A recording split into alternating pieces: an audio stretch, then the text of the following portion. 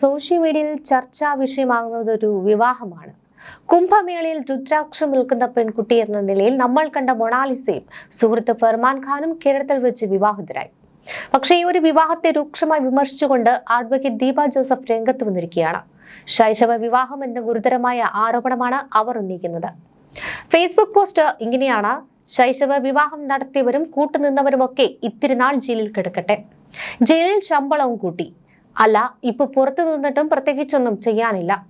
എന്നാ പിന്നെ 3 നേരം ആഹാരം, പിന്നെ വർദ്ധിച്ച ശമ്പളവും, മെനുവിൽ മത്തിയും ഉൾപ്പെടുത്തിയെന്ന് കേട്ടു. അല്ല പിള്ളേച്ച ആരൊക്കെയാ അപ്പോ അകത്തു പോകാൻ തയ്യാറാകുന്നേ?